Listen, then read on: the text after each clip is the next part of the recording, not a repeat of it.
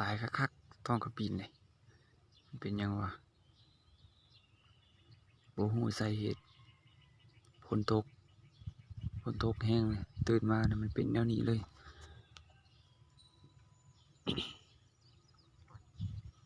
ไปบ่เป็นเลยปลามันนี่ตัวหนึ่งนะกระปุกกินอยู่น้ำเมียมกระปุกกินเลย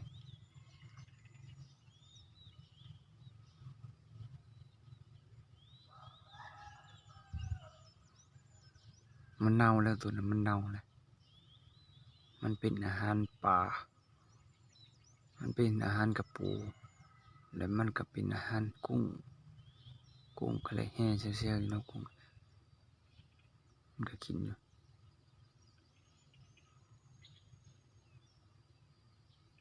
ตัวนี้มันตายบ่ฮู้สาเหตุจะมาตายย้อนหยังเลย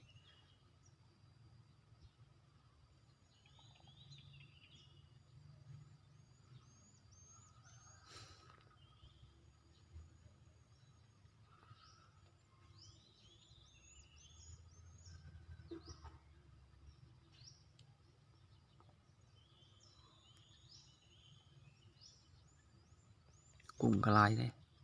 กุ้งก็หลายแหมยาก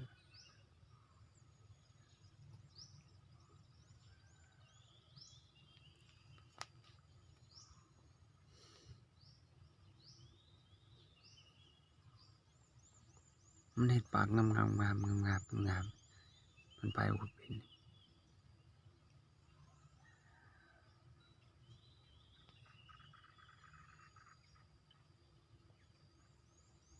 มันเป็นหยังว่า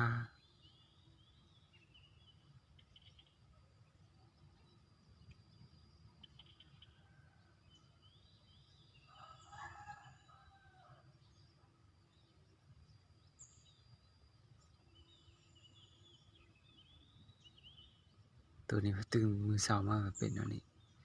ไปก็บ่เป็นอีก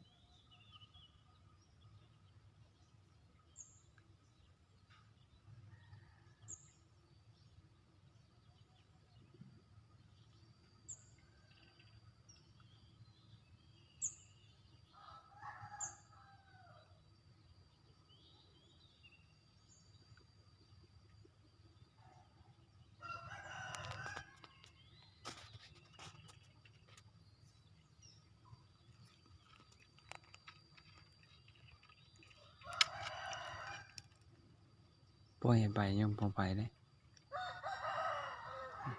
ปล่อยให้ไปยังบ่ไป